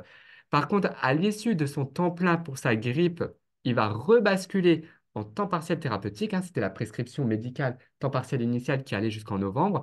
Donc là, vous allez faire une attestation avec la perte du 28 jusqu'au 31. Mais comme l'arrêt qui a coupé, hein, qui précédait cette période, c'est un arrêt qui a interrompu le mi-temps qui était initialement prescrit, il ne faudra pas reprendre ce dernier jour de travail. Il faudra reprendre le premier dernier jour de travail du premier temps plein, c'est-à-dire le 31 août. Ben, vous avez tous très bien répondu. Vraiment, on vous félicite parce que c'est quand même assez lourd et ce texte est compliqué, compliqué à appliquer, Mm. compliqué à expliquer. Ben, chapeau. Je vous félicite parce N'hésitez pas, de que, toute façon, à l'issue du ouais, webinaire, n'hésitez pas à retélécharger notre support. Comme ça, dès lors que vous avez des c'est ça. attestations de salaire à saisir, vous pouvez reprendre les deux cas pour savoir est-ce que je me situe dans des prescriptions temps partiel thérapeutique qui sont prescrites à l'issue d'un arrêt temps plein, auquel cas il faudra prendre ce dernier jour de travail, ou est-ce que quand je fais mon attestation pour mon temps partiel thérapeutique, bah, il y a eu des interruptions avec des arrêts qui ont interrompu le mi-temps thérapeutique. Quel dernier jour de travail je dois mettre? On vous laissera le support, hein, n'hésitez pas à le Ouais, à télécharger. télécharger, On ça peut reprend vous vraiment les aider deux hein, si cas. vous avez un doute, parce qu'en plus, on sait que les mi-temps, vous n'en avez pas forcément. Donc, c'est des choses, vous avez peut-être des mi-temps 2 fois par mois. Donc, quand on ne pratique pas souvent, on est amené à se poser des questions. Donc, n'hésitez pas à prendre notre support à côté de vous. Comme ça, vous avez nos deux cas. Voilà, on pense qu'il est pas mal. Au niveau des coordonnées, Voilà, on fait un petit rappel rapide, hein, de tout ce qui est coordonnées bancaires, les coordonnées à connaître. Alors, à savoir qu'au niveau des sites, hein, donc il y a deux sites à connaître, hein, donc le site Net Entreprise, donc ça va être là où vous allez saisir toutes vos déclarations pour les différents organismes de la sécurité et de la protection sociale. Net Entreprise, donc il y aura toutes les informations sur les téléservices. N'hésitez pas aussi à consulter le MOOC, hein, il y a un MOOC sur Net Entreprise. mm, Ça va vous permettre de comprendre un petit peu comment paramétrer votre profil Net Entreprise, ajouter des déclarations, en supprimer si besoin, ajouter des déclarants, ajouter un administrateur, hein. Donc, n'hésitez pas à consulter le MOOC de Net Entreprise. Autre chose, la base de connaissances sur Net Entreprise, hein, là, ouais, pareil, il y aura toutes les informations et les actualités de Net Entreprise. Donc, n'hésitez pas à consulter régulièrement Net Entreprise. Là, par exemple, vous avez l'information que sur Net Entreprise, actuellement, il y a un comité le 19 et le 20. Donc, si au jamais salon vous souhaitez vous virtuel. inscrire, hein, au salon virtuel, n'hésitez pas à consulter le site Net Entreprise. Côté assurance maladie, un site à connaître, bah, c'est forcément Amélie et c'est la rubrique entreprise, hein, on vous l'a mis en dessous. Donc là, vous allez retrouver toutes les informations réglementaires qui vous concernent en tant qu'employeur. Il y aura l'actualité, on va dire, au niveau national. National. Et si vous enregistrez un code postal en Moselle, hein, 57 000, vous aurez les actualités un petit peu plus locales qui concernent la CPM de Moselle. Donc je crois qu'on met les dates de nos prochains webinaires, donc n'hésitez Mm. pas à consulter, hein, la rubrique entreprise de Amélie avec la rubrique locale. Au niveau des téléphones, Oui, alors, si vous avez un souci net entreprise, DSN, n'hésitez pas à contacter la hotline, hein, le 0806 800 700. Il ne faut pas hésiter à les appeler. Vous avez des problèmes de mot de passe, d'administrateur. Vous pouvez les contacter. On est là aussi, les chargés de relations entreprises, on est là aussi pour vous aider, mais il y a aussi ce numéro. En ce qui concerne tous les dossiers d'indemnité journalière qui peuvent bloquer, ou vous avez des questions précises sur un dossier, il y a nos collègues sur la plateforme d'Épinal. Donc, c'est une plateforme dédiée aux employeurs. C'est le 36 79. et puis voilà, on vous communique encore la date de notre prochain webinaire. Donc, ça sera le 26 novembre 2024 et ça sera justement un webinaire pour refaire le point sur les salaires de De référence, hein, référence. à indiquer sur vos attestations de salaire. Voilà, alors au niveau de la présentation, c'était un petit peu tout ce qu'on voulait vous présenter aujourd'hui, hein. Présenter C'est en vrai qu'il y avait priorité beaucoup d'informations réglementaires, réglementaire. des consignes, un nouvel applicatif. Donc, c'est vrai qu'il y avait beaucoup de choses à voir ensemble. On va peut-être juste Pour revenir reprendre sur quelques quelques questions. questions. Alors, Chantal Bernard nous dit, question un peu, ah, c'est pour gérer un arrêt de travail d'une personne en service civique. Alors, Chantal, je vous invite, dans votre questionnaire que vous allez recevoir, le questionnaire de satisfaction, posez-nous la question et donnez-nous vos coordonnées téléphoniques dans le commentaire. Comme ça, on vous rappellera Ouais, et on parce vous que expliquera. les services civiques, c'est un petit peu Ouais, particulier au particulier, on niveau vous de la gestion, hein. rappellera. C'est plus simple parce que les dossiers perso, on ne peut pas les traiter à l'écran, hein. Vous comprenez bien, tous les employeurs ne sont pas forcément intéressés par toutes les réponses. Donc, posez-nous-le dans la question, l'enquête, Dans pardon. l'enquête. Comment est géré les arrêts en données télétransmission de plus de 8 jours avec arrêt initial et qui est la continuité avec un arrêt du mois de septembre. Donc, Tiziana, la question pour moi, elle n'est pas Ouais, tout à fait claire. Si je comprends bien, il y a eu un arrêt en téléconsultation de 8 Alors, jours. c'est pas téléconsultation, c'est télétransmission de plus de 8 jours avec un initial qui est dans la continuité d'un arrêt. Alors, je pense qu'en fait, ce qui s'est passé, c'est que vous avez eu, je pense, un arrêt qui a été prescrit de plus de 8 jours et à l'issue, vous avez eu un initial qui a été prescrit Je à comprends comme l'issue. ça. Alors, tant que nous, en fait, il n'y a pas d'interruption, hein, même si c'est un initial, à partir du moment où l'initial est tout de suite accolé, Oui. nous, on considère que c'est de l'arrêt continu. Parce que Mm. parfois, votre salarié va voir un autre médecin remplaçant ou un spécialiste, il coche d'office en initial. Mais nous, tant que c'est On donne la accolé à un continuité. arrêt, Pour nous, on indemnisera tout en continu sans réapplication du délai de carence. Il n'y a pas besoin de faire une attestation de salaire. Nous, on ne réapplique pas le délai de carence pour nous à partir du moment où il n'y a pas d'interruption Mm. d'un jour, même si c'est accolé, que ça soit un initial, prolongation. Nous, en fait, ça ne change rien. À Ah oui, partir du c'est un moment arrêt continu pour voilà, nous. où toutes les prescriptions se suivent, pour nous, c'est de l'arrêt continu. Alors, Corinne nous demande combien de temps le salarié a-t-il le droit d'être en temps partiel thérapeutique? Est-ce le même droit si temps partiel après maladie ou accident de travail? Alors là, il n'y a pas vraiment de Non, il n'y règle. a pas de règle. En fait, le médecin conseil, il a quand même des requêtes. Il faut savoir que notre médecin conseil, il travaille beaucoup avec des requêtes. Effectivement, il n'y a pas de règle comme en indemnité journalière où vous avez droit à 3 ans d'indemnité journalière pour une même pathologie.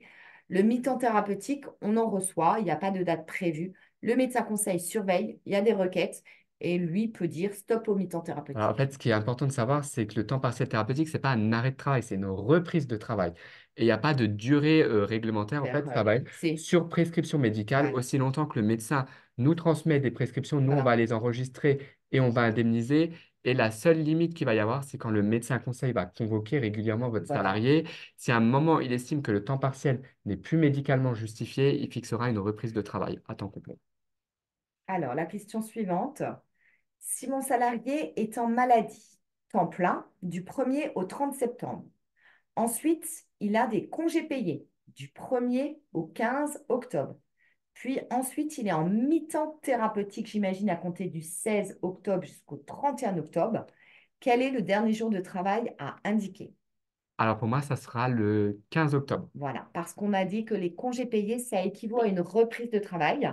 En fait, il n'y D'accord. a pas de prescription médicale, visiblement, Du pendant les 1er au congés. 15, c'est du congé Voilà. payé. On n'a aucune prescription. Pas d'arrêt temps complet, pas de mi-temps. C'est du congé payé. C'est de la reprise. En fait, il n'est plus en temps partiel thérapeutique du 1er au 15, il est en congé payé. Voilà. Donc pour nous, il n'y a plus de prescription médicale. Après ces congés payés, il a une nouvelle prescription médicale en temps partiel thérapeutique. Donc il commence d'emblée par un temps partiel thérapeutique. Donc là, le dernier jour à indiquer, ça sera le 15. Il reprend le temps partiel au 16, nouvelle prescription au 16, Voilà. donc le DJT au 15. Si maintenant il y avait une prescription médicale pendant les congés payés, à ce moment-là, effectivement, on aurait pris le premier dernier jour de Mm. travail et ces congés payés qui étaient couverts par une prescription de temps partiel thérapeutique aurait dû faire l'objet d'une déclaration sur la perte des salaires. En fait, il aurait fallu scinder temps partiel thérapeutique de telle date à telle date, congé Congé payé payé de de telle telle date date à à telle telle date date. et Voilà. reprend en temps partiel.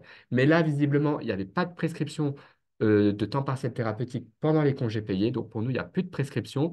Et à l'issue des congés payés, il renchaîne d'emblée sur un temps partiel thérapeutique, donc attestation dernier jour à la veille, c'est-à-dire au 16.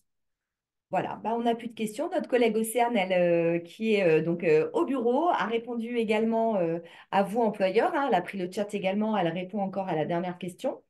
On voulait encore vous donner une dernière slide importante pour vous.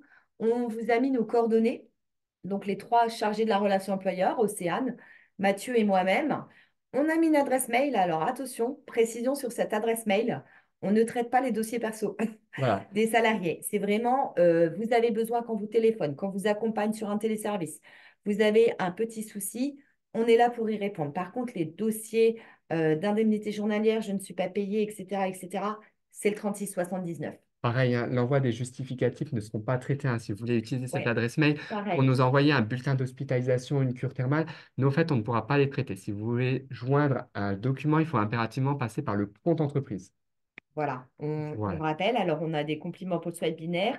Océane, tu vois les commentaires, on te félicite aussi. Donc, on vous remercie vraiment beaucoup pour votre participation. Vous étiez nombreux aujourd'hui. Donc, c'est vraiment bien parce que vous avez eu des infos réglementaires qui sont très, très importantes. On est là pour vous accompagner si ce n'est pas clair. Dans l'enquête de satisfaction, si ce qu'on a dit vous paraît un peu trouble, un peu flou, n'hésitez pas à nous mettre vos coordonnées. On vous rappelle, on vous réexplique, on prend le temps. On vous Voilà. souhaite une bonne journée. Merci de votre participation. Bonne journée. Au revoir.